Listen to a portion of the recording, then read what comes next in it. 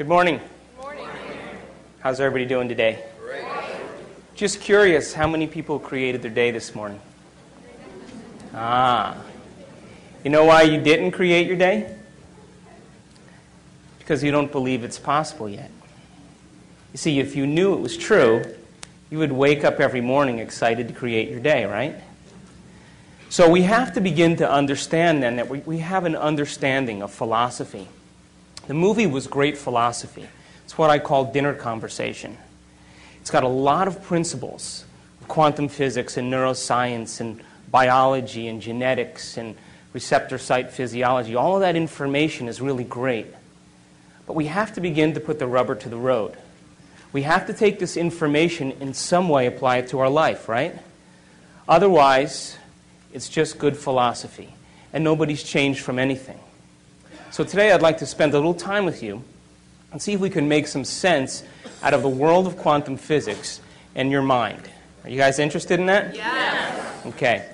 So I was leaving my office a couple months ago, and my staff member handed me this sheet of paper, and she said, "Listen, you have to read this, quick." And I'm on my way to catch a plane, and so I grabbed this piece of paper, and it's this woman who decides to create her day. And she says, "Well, I never considered myself a special person, and so I'm going to create my day, and I'm going to ask for a sign without a doubt that lets me know that I'm special, and I want it to come in a way that surprises me and it leaves no doubt in my mind that I made contact with the field." So she's driving down the road up this 5-mile incline at sunset. And as she's driving up this road, a bald eagle flies in her car, lands on her dashboard, spreads its wings out, makes eye contact with this woman. She pulls off the side of the road, and the eagle flies out the other window. And I said to my office assistant, "You email that woman back and you tell her if she has any doubt now that she's special, we need to talk." Yes? So how come nothing new ever happens in our life? If the quantum law works, and we know that it does, then how come we keep having the same relationships or the same jobs or the same circumstances in our life? How come it's so routine and predictable that it seems that Newtonian physics is the law? Because we haven't mastered this idea called observation. So this one particular researcher says, well, who do I know that knows how to pay attention really well? So he gets on the phone, he calls the Dalai Lama, and he says, "Can you send me your 8 best guys? I want to study these guys, and I want to see what happens in their brain when they're focusing on a single-minded thing like compassion or divinity or unconditional love." Now these guys, by the way, had over 40,000 hours of focused meditation. They spent over 40 years practicing. While you were laying on the beach, they were focusing on single-minded thoughts. And then they said, let's take a control group, just a group of people that are just average people, and we'll use the monks, and we'll teach them how to do this thing called focused concentration, what science is now called paying attention. By the way, the average human being loses their attention span 6 to 10 times a minute.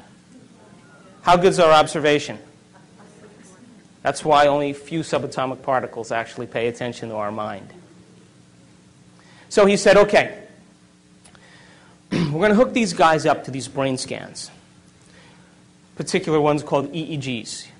And EEGs measure electromagnetic frequency that the brain emits. And so they took 256 electrodes and they covered their whole entire head. Can you picture these monks, with the things? And then they ran all the feedback into a computer that created a holographic picture of the brain, and they were able to begin to measure brain activity. You guys with me? Yep. So they said to these monks, be your normal self. They took 8 of them, be your normal self. And then they said, okay, now listen, you guys, pay attention to compassion. Just close your eyes and pay attention to compassion. The moment they did that, all of a sudden, the frontal lobe lit up so much that the scientists had never seen that type of activity in that part of the brain. Now then they took the control group and they said, all right, you guys, pay attention to one thing. And of course, what happened? My back hurts. How long is this going to take? I don't really want to do this. Am I doing it right? I wonder what my kid's doing. I got to buy dinner, all that stuff. And guess what happened to their frontal lobe? Meh. Nothing. Nothing. Now, in one particular monk, there's a part of the frontal lobe on the left side, which is really the happy spot in the brain. And this guy's left frontal lobe was so ignited that the scientists said, this guy's got to be the happiest guy in the world. We had never seen activity like this before. But then the scientists began to think about this, and what they said was, maybe paying attention and concentration and observation is a skill. Just like tennis or golf, and you can improve it if you keep practicing it. Now think about this. The brain is the instrument that we use. It's the machinery for us to process thought. How many people will accept that? And it also has some automatic processes that allow us to function. But for the most part, it's the greatest area in the body where there's the greatest number of neurons clustered together. And where you have the greatest number of neurons clustered together, you have the greatest intelligence. So the brain is the central clearinghouse of intelligence. Mind, by the way, is what the brain does.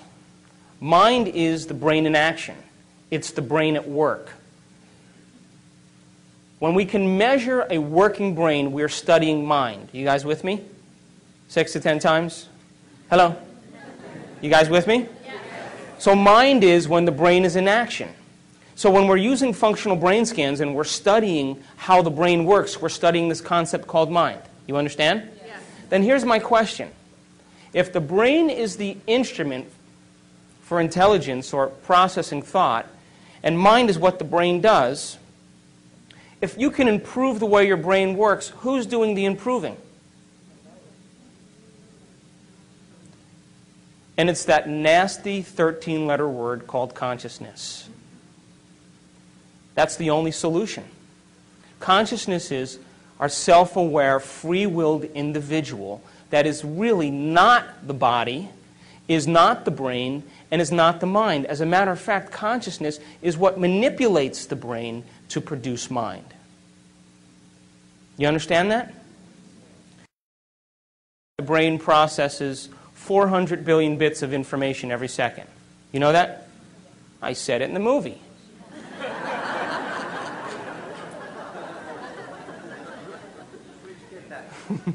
But we're only aware of about 2,000 of those 400 billion bits of information. And you know what those 2,000 bits of information have to do with? 3 things, and only 3 things.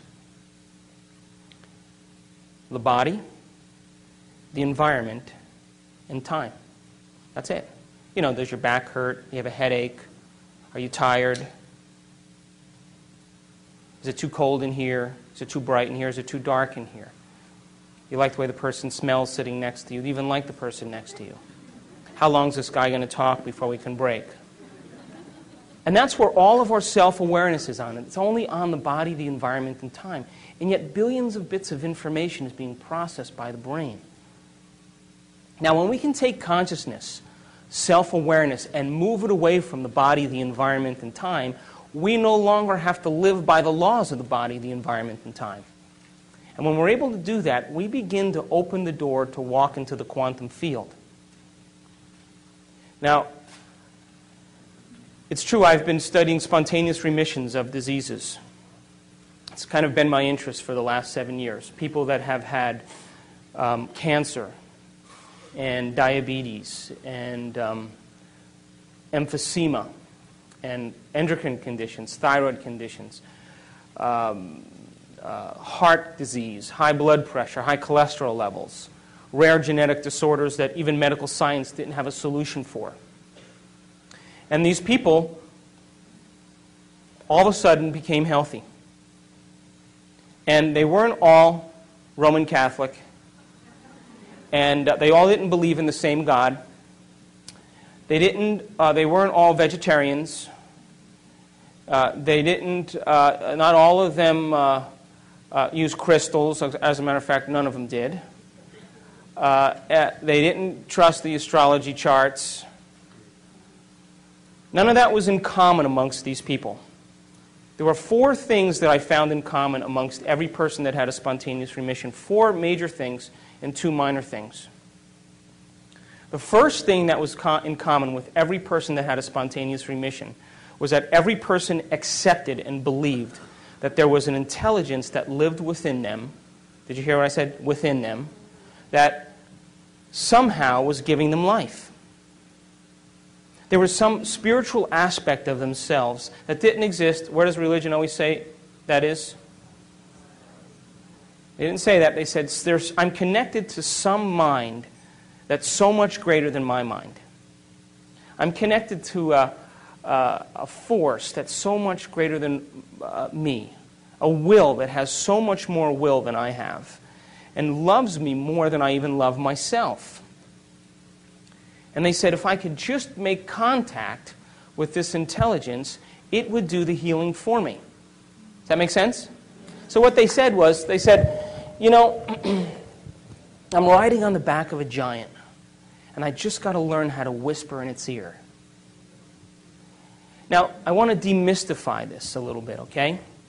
Because when we talk about spirituality or spiritual, laws, everybody all of a sudden has no imagery in their brain to be able to process that, right? It's nebulous. But so let's demystify that.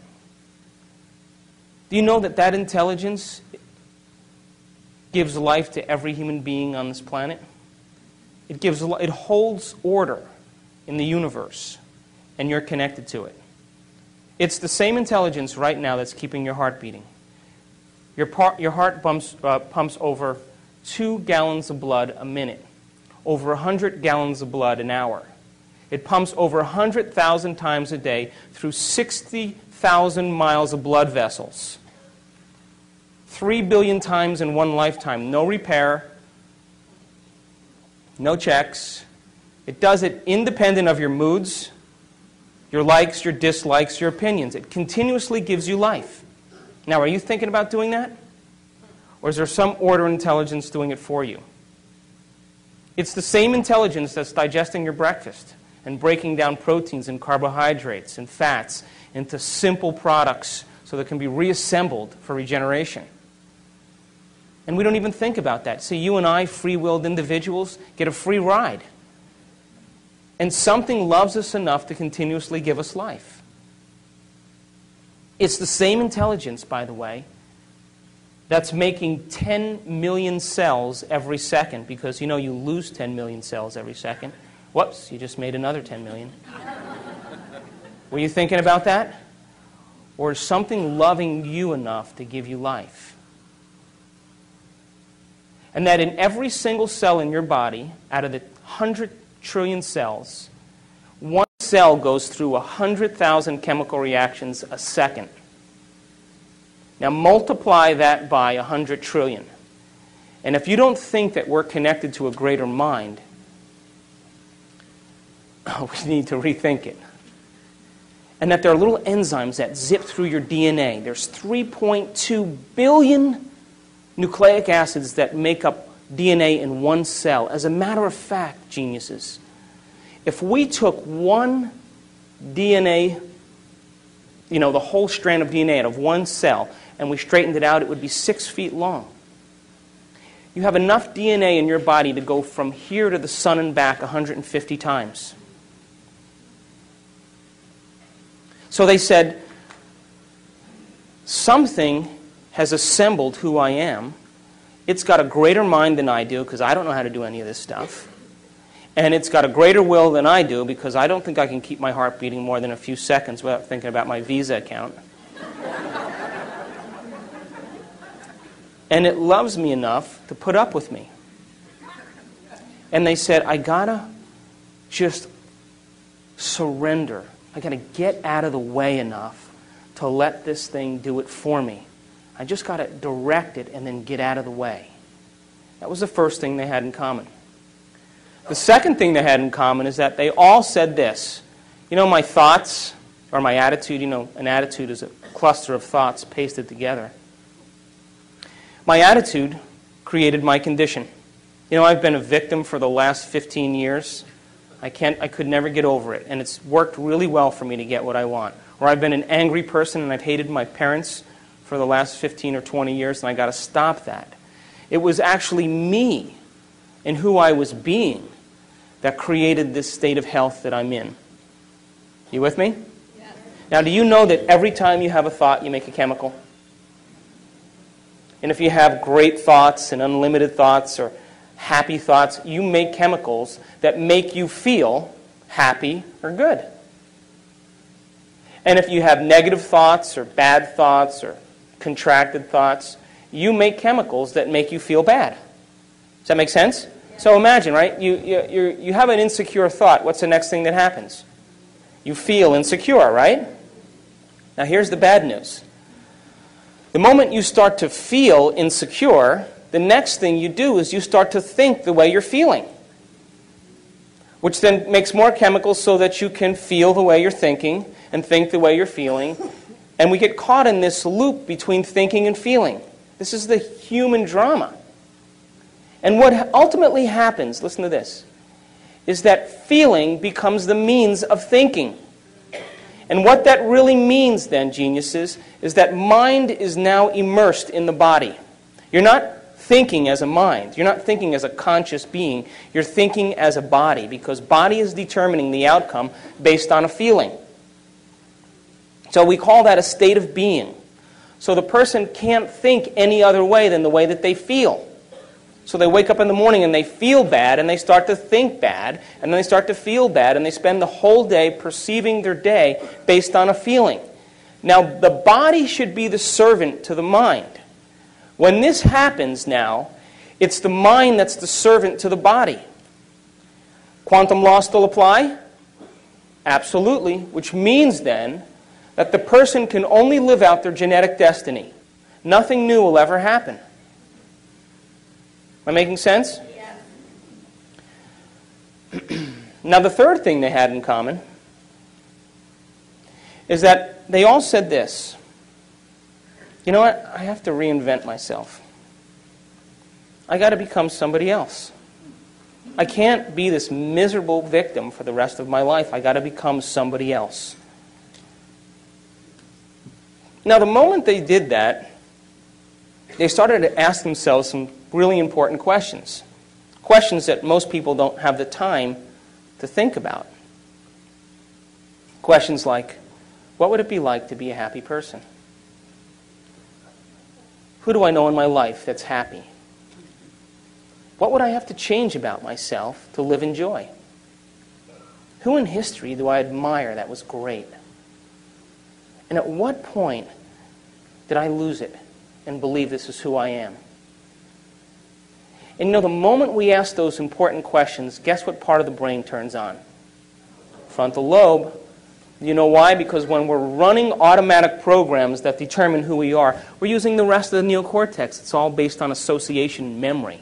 When we stop those automatic programs, it's the moment when you ask those important questions, the brain puts the brakes on and has to reassemble a new way of firing to produce an answer to that question different than the way you've always thought. You understand that?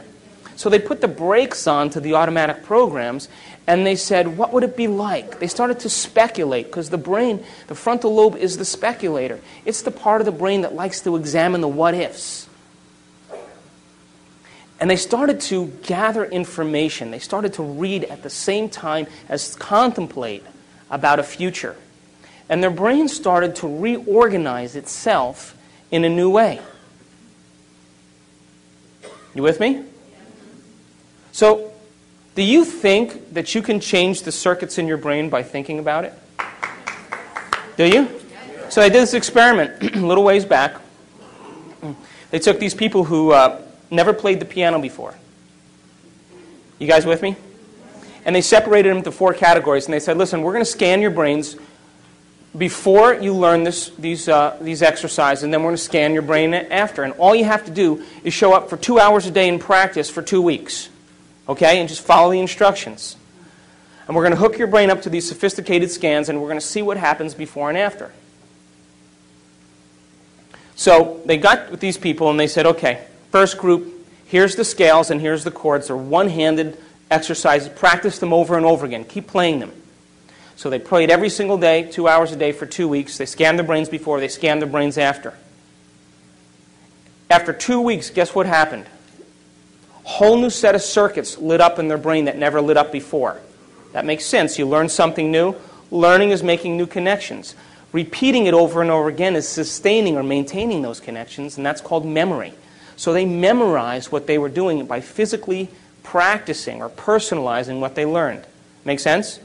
Standard, simple. They took the second group of people and they said, listen, we want you to play 2 hours a day for 2 weeks. We're going to scan your brain before and after, but you know what we're going to do? We're not going to tell you how to play anything. You just come and do whatever you want. Play whatever you want. So at the end of 2 weeks, guess what happened to them?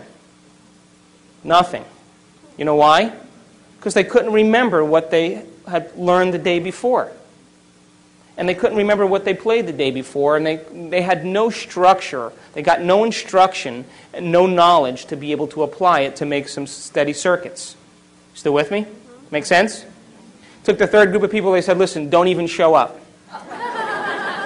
Don't even create your day. Same thing. Nothing happens. Last group of people, they said, listen, we want you to come 2 hours a day for 2 weeks. We're going to show you these one-handed exercises. But instead of you physically playing the piano, we want you to mentally rehearse over and over again those exercises. And we know you're going to get tired, so we'll nudge you and we'll keep you awake, but you practice for 2 hours a day and you keep repeating those. At the end of 2 weeks, they rescanned their brain, and guess what happened?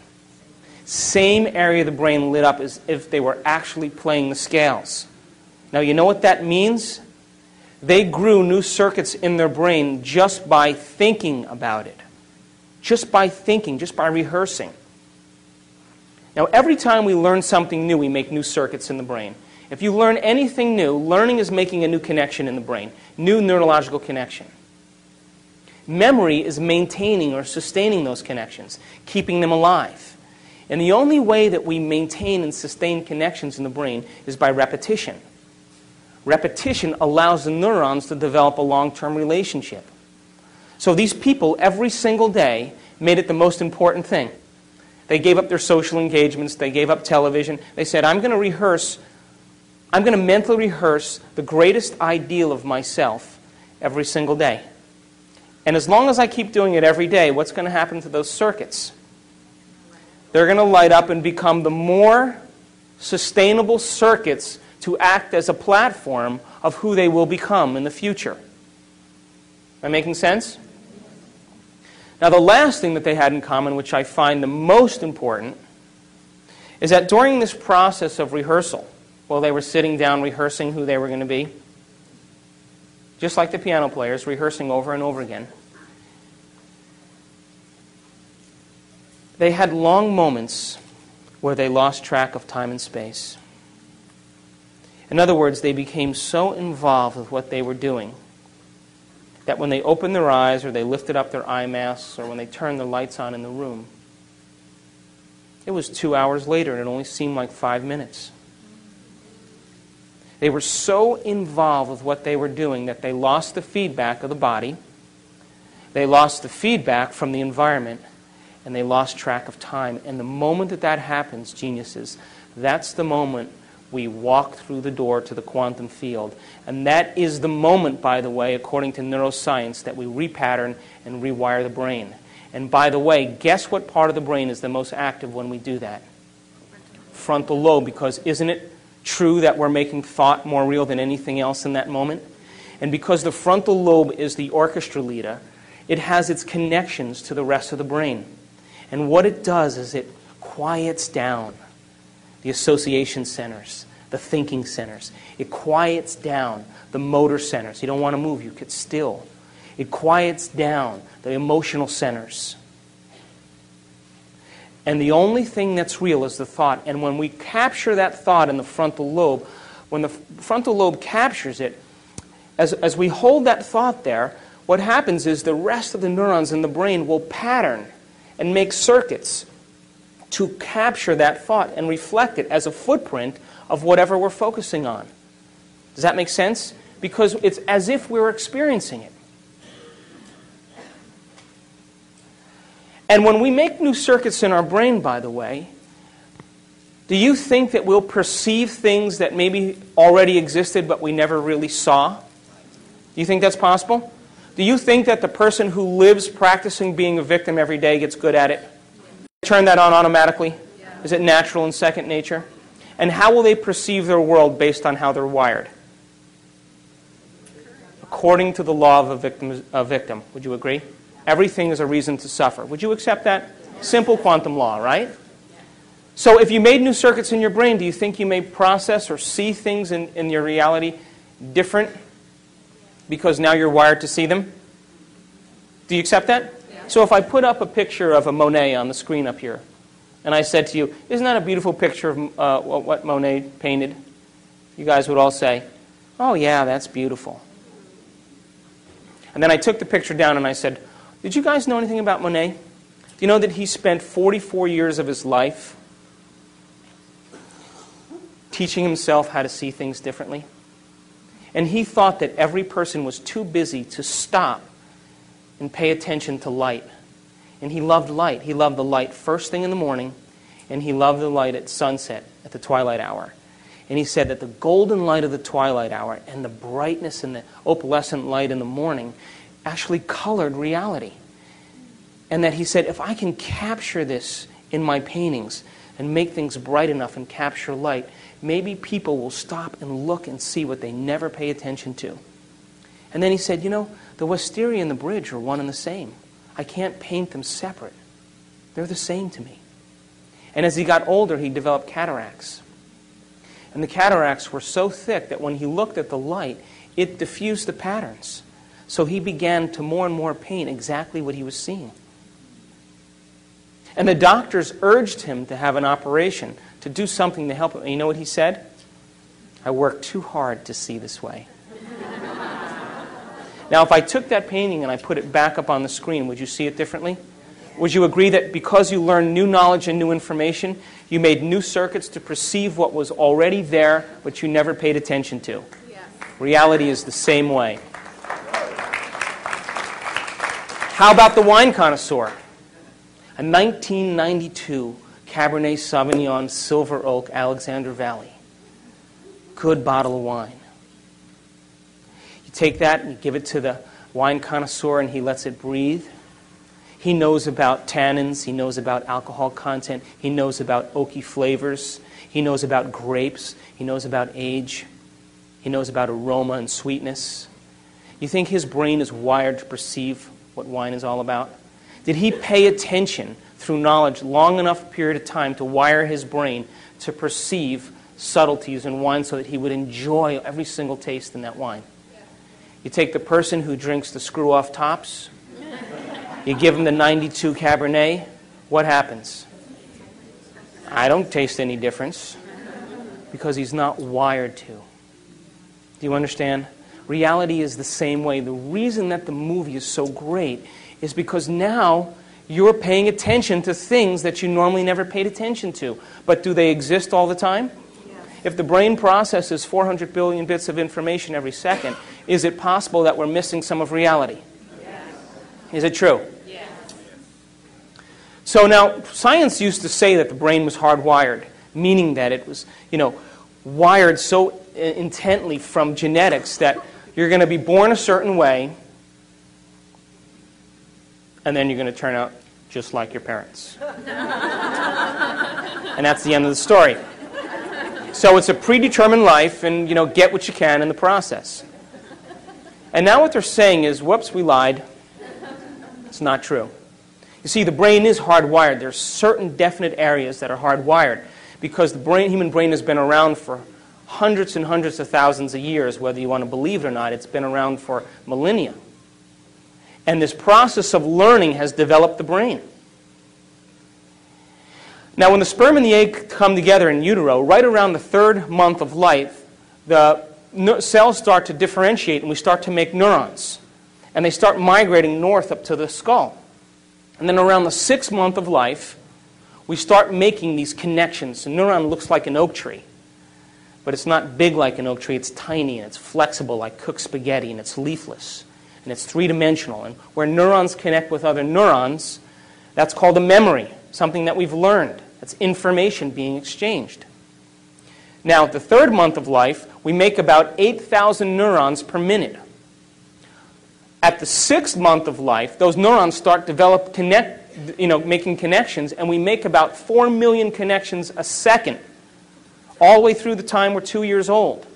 So the brain becomes this 3-dimensional tapestry of neurological connections. And what's being transferred to the fetus is knowledge, pre-programmed connections, so that you can turn your head towards a sound. And you know what to do when you're sad. And you know what to do in case there's a threat or stress from your environment. So we have certain pre-wired patterns that have been shaped and developed from eons of trial and error. And one brain, human brain, looking next to another human brain looks almost exactly the same. As a matter of fact, if I took 2 brains and unscrewed your head and placed them side by side, you wouldn't really tell who was who, because the same folds and convolutions are similar from brain to brain. That's like your hand. Everybody's got a hand, right? It roughly looks the same. But then those intricate connections and patterns that form, those connections and circuits that form then, become the fingerprints of who we are. And we get specific traits, propensities, and characteristics that are inherent from our parents.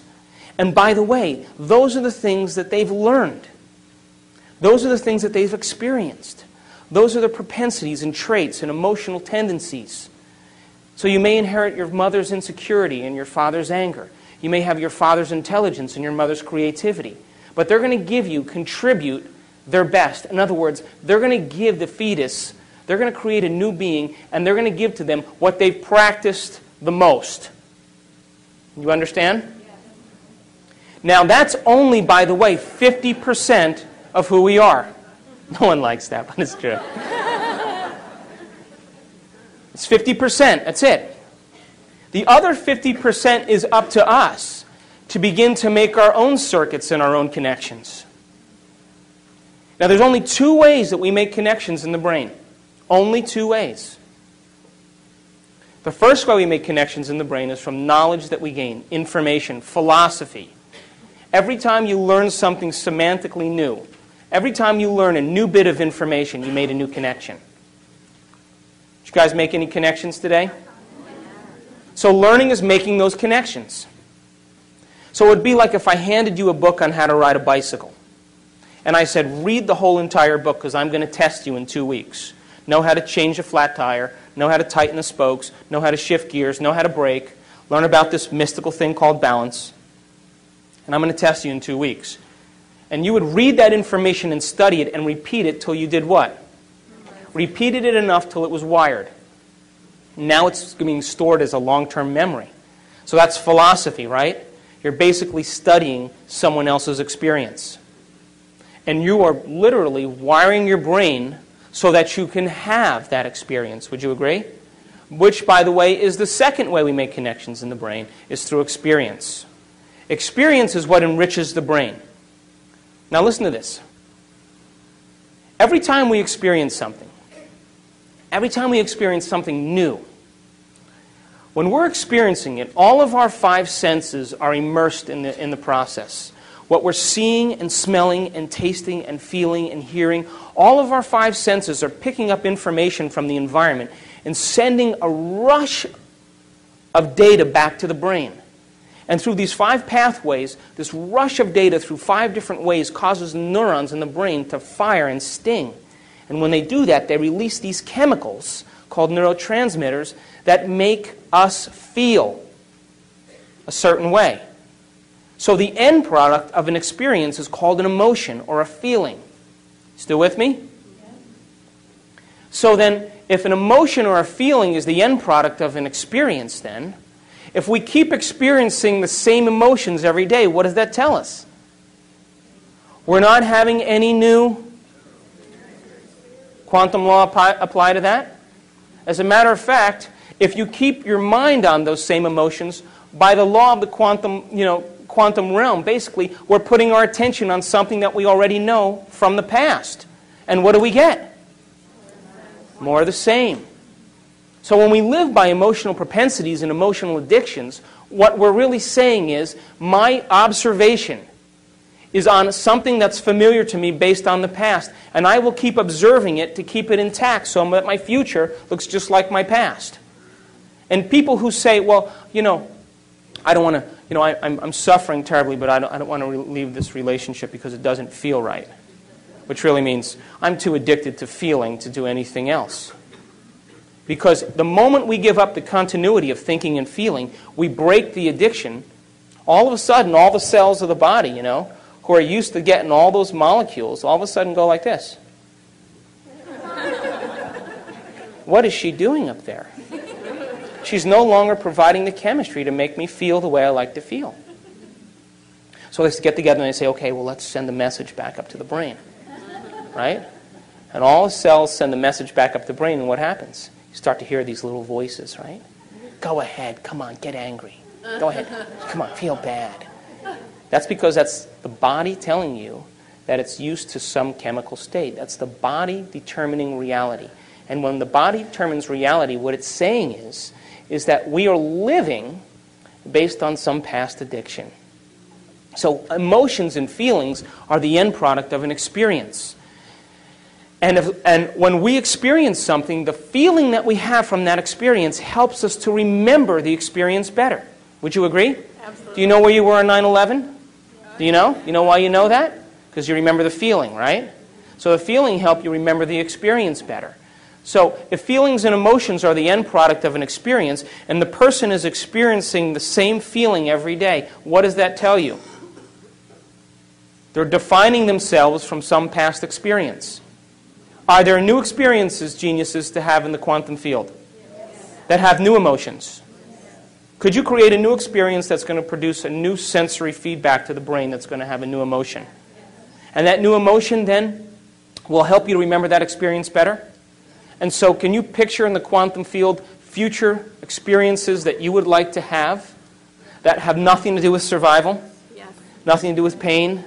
Nothing to do with sexuality? Nothing to do with success and power and control? But all those virtues that we secretly hope for, those are the end products of being able to experience something different than survival. But you see, we're so wired for survival that the human being thinks that what's happening out there is more real than what's happening in here. Do you know that it takes 17 years, according to the latest research, 17 years for a new piece of information to be implemented into the current system? So we're living by past paradigms. The reason you're here, by the way, is because you believe in something else. Is that true? Yes. And let me warn you, please, do not wait for science to give you permission to do the supernatural. Let's go out and do it and then have science come and study us. Because if we do that, don't we make science the next religion? And then we have to live by their convention and their conformity? Why not go out and try it out, apply the knowledge, so to have a new experience, and then if you're able to do that experience over and over again, have science come and say, how do you do that? And you say, come and study my brain. I'll show you how it's done. Does that make sense? Yes. So experience then is the end product of when we apply knowledge. In other words, when you get on that bike and ride that bicycle now, wouldn't you agree that when you drive and you hit the curb and you fall and you skin your knee, are you gaining information from your experience? Yes. That your senses are processing it. And then you get back on the bike and you start to pedal and then you get a flat tire. You have to get off the bike and you start changing the tire and you scratch your knuckle on the spoke. Are you getting more information? Help you understand what it is to ride a bicycle? Then you get back on the bike and you start to pedal up the hill. And oh my God, your legs are burning. Are you still learning from the experience of how to ride a bicycle? You're remembering that. Then you get to the top of the hill, and all of a sudden you go down the hill and all the pain goes away and the wind is blowing in your face and your hair's standing up and tears are running off the sides of your face. Is your senses processing more information? Are you recording that about the experience of how to ride a bicycle? And you start pedaling so fast that the chain falls off. So you got to get off and change the chain. And as you're changing the chain, you put the chain back on and then you wipe your nose and get your grease under your mouth. And then you smell that smell. Are you still learning? Are you associating now from the experience of what it is to ride a bicycle? So the richness of life is experience. So knowledge and information is for the mind and the brain. And experience is for the body. And knowledge is the precursor to the experience. In other words, we're only limited by our knowledge. And when we can take knowledge and personalize it, we set ourselves up for a new experience. As a matter of fact, the whole reason to be alive is to learn something new, modify our behavior to produce a new outcome. That's called evolution. Now, what makes us so unique, geniuses, as human beings, is that when other species are subjected to harsh environmental conditions, right, they have to continuously expose themselves to it over and over again until they start to modify their behavior. Thank you. And as they start to modify their behavior, after several generations, they may be able to change their genetics and produce a way to acclimate or change as a result of that environmental stimuli. What's that called?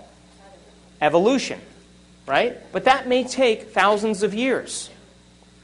Human being doesn't have to do that.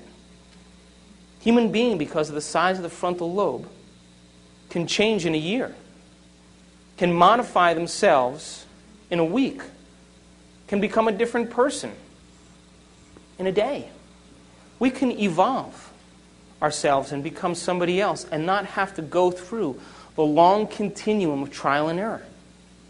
But you see, the brain only exists in two real states, according to me.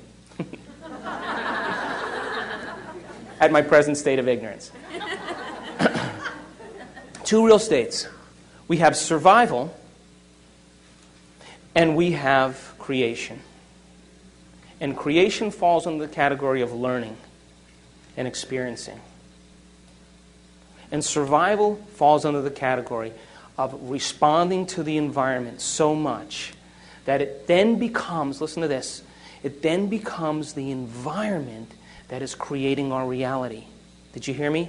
Because as the environment pushes the circuits in the brain and we respond to those environmental stimuli, the body becomes prepared for the threat or the stress, which then causes the brain to think a certain way, which then creates the same reality in the future.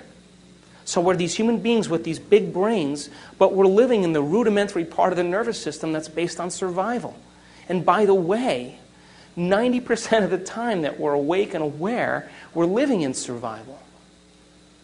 You know, responding to the environment, allowing the environment to determine our internal state. And the confusion we have as human beings, you see, the present moment right now is created from the thoughts of where? Right? So then the thoughts of now are creating what? So most people, though, they say, I'm going to sit down and create my day. I'm going to sit down and create wealth. And they sit down for 10 minutes. They get up and they start looking in their bank account for the transfer. And then they say what? Didn't work. But you know, we Americans, by the way, are the most difficult audience to talk to. We go to South America, we go to Europe, we go to Asia. People accept this. But Americans are so desensitized to so much stimuli. They get, 2,000 channels on their television. They have opinions about everything. They're into convenience. If your internet connection doesn't come up in 30 seconds, you're like...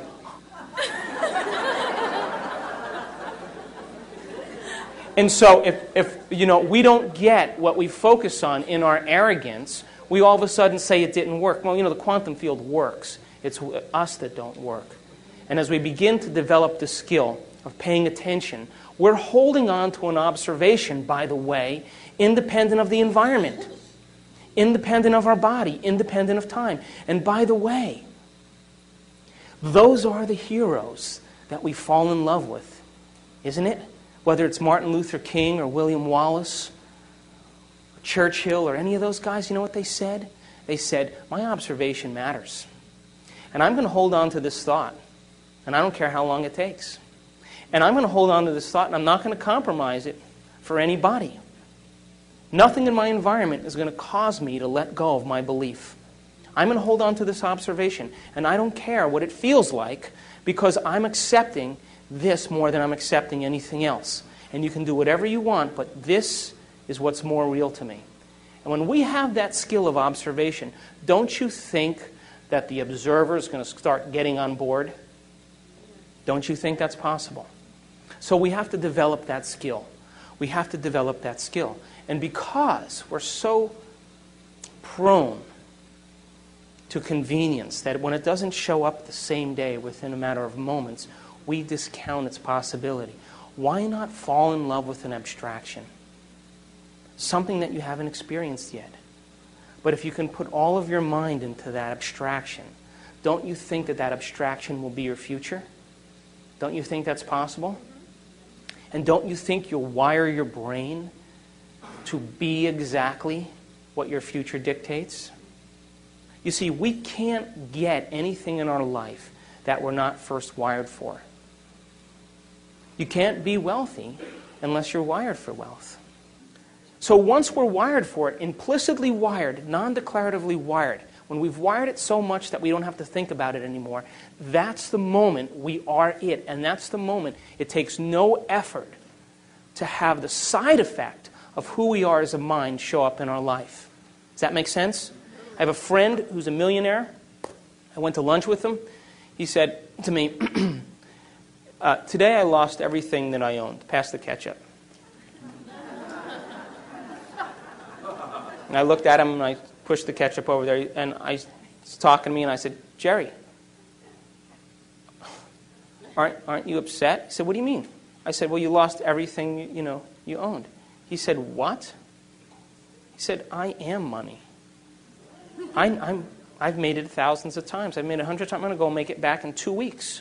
So the question is, who are we going to rehearse ourselves to be every morning? Can you rehearse in the morning your greatest ideal and activate those circuits? And as you rehearse those ideals for yourself and activate those circuits, won't they be the platform of who you become?